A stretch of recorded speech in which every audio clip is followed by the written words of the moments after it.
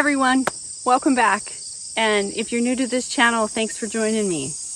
Today in this video, I'm going to give you a tour of my garden. It's a little crazy, a little wild, because we've had a lot of moisture here in the northeastern United States, and I can't keep up with the weeds, but the growth and the harvest is wonderful. So also I want to show you my cover crops and the success that I've had with them, and also a mistake that I've made. So stay tuned. So here I've got oats and field peas growing, and with all the moisture, the oats are laid down flat, but we'll see what happens if the field peas are able to come up. And the sunflowers, they just come up volunteer every year. So this is an interesting plant, and I will make a video about it because it's really cool. It's a loofah gourd, and I'm gonna make a video about growing your own sponges, because it's the loofah sponge. I'm sure you guys have heard of that. Well, you can grow your own.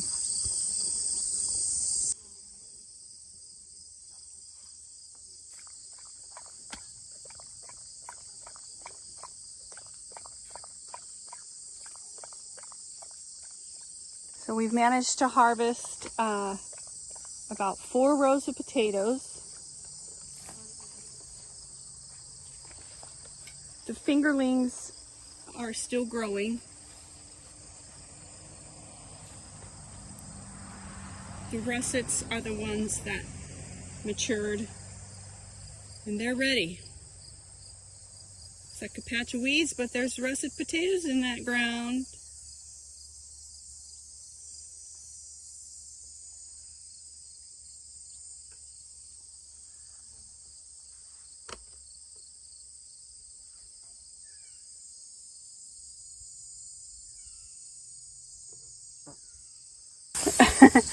I'm sitting on a bed of grass. This was clover. If you want to see how I planted the clover and then the discussion about the different cover crops, check out this next video.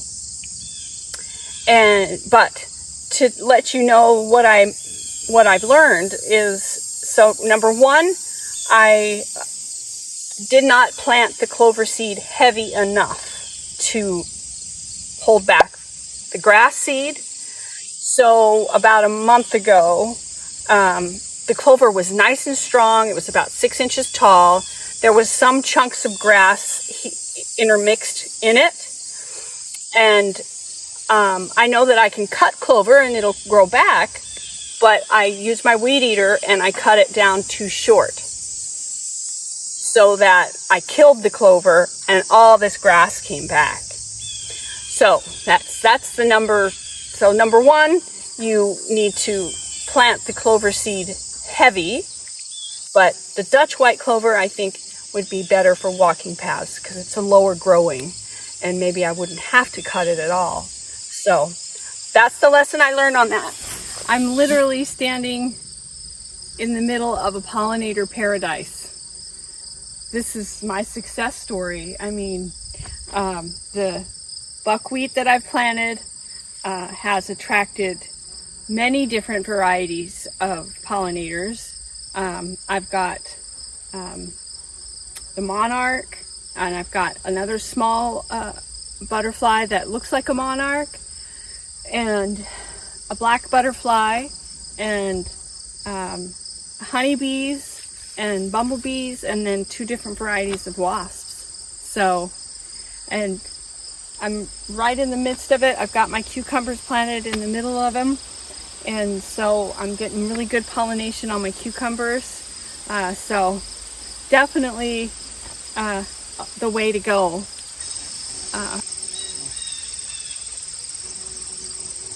And the bees are all over my cucumbers.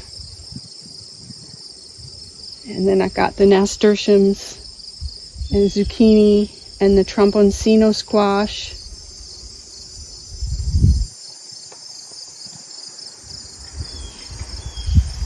I'll give you a tour of the... So these are sweet potatoes. And let me tell you, they're easy. This is my first season growing sweet potatoes, so I don't know if I'll get anything. We'll see. And if I do, then I'm going to plant more sweet potatoes and less potatoes, because potatoes are definitely more work.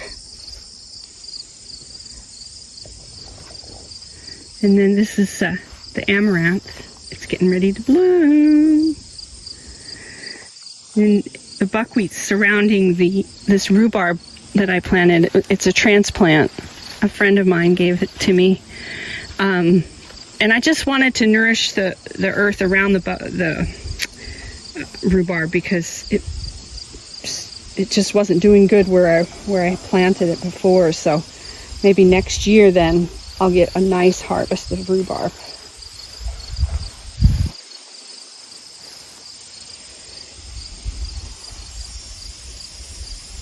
I've got butterflies everywhere.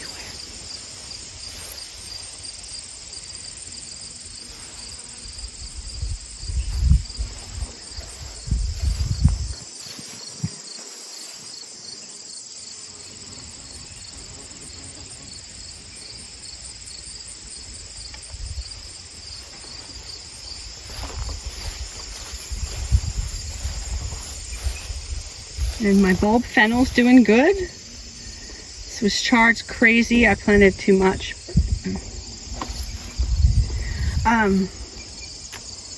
And I've got kale and I've got sage, and my wildflower garden is wild.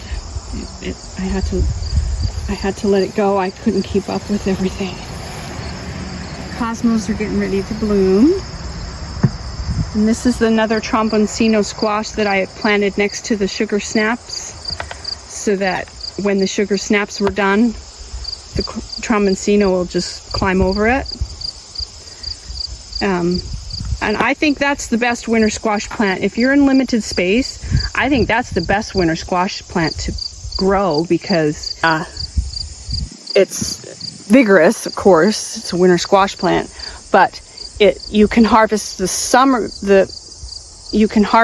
squash in the summer, and it's like a zucchini, but nuttier and more dense, and then you can let some of it go for the winter.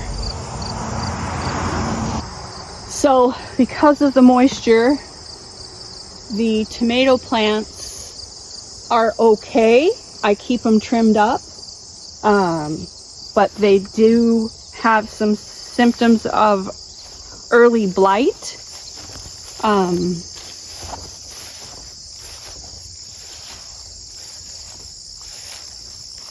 So my harvest won't be great this year. I need to tie them back again. My cherry tomatoes always do good, irregardless if we've had lots of moisture. They're so good. These are like a sunburst cherry. And I've got quite a few.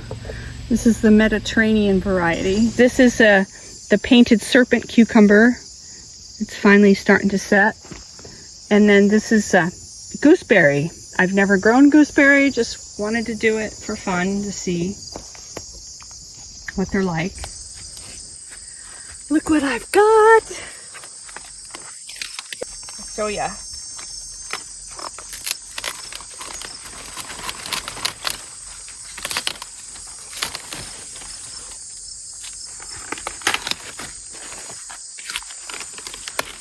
Isn't she pretty? I know what I'm gonna have for supper tonight. Perfect. Perfect.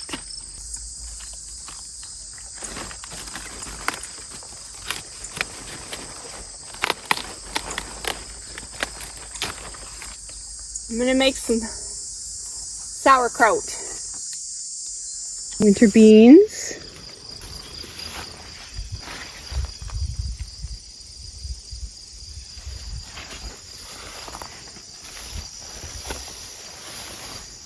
and beets, lettuce, and more Swiss chard.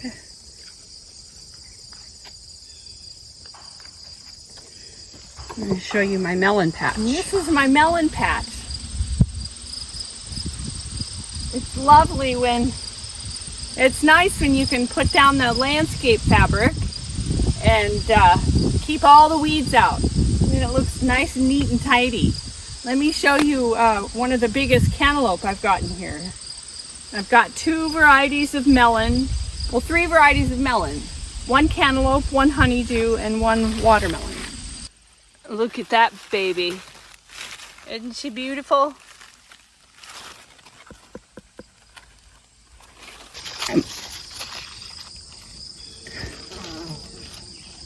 It's called a black something watermelon. I don't remember.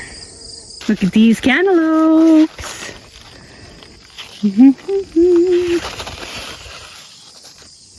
Looking good.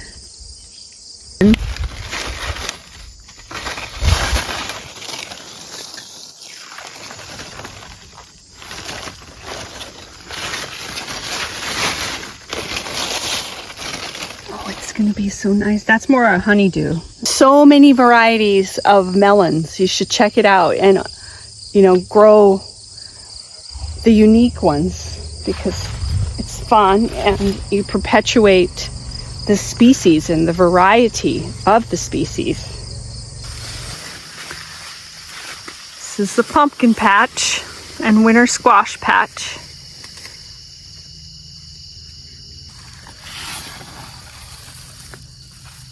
Georgia sweet pumpkin.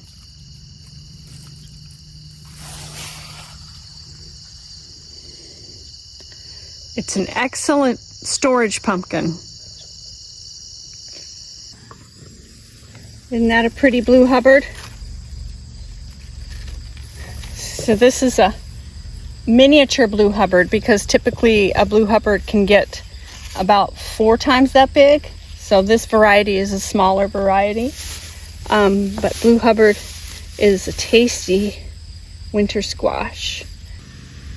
And then right there is a butternut that's coming along nice. And look at this pretty one. This is a kabocha squash. I don't know if I'm saying it right. But it's a pumpkin-y, very pumpkin-y. Thick, very thick, dry kind of flesh. But it stores quite well. Lacey, look.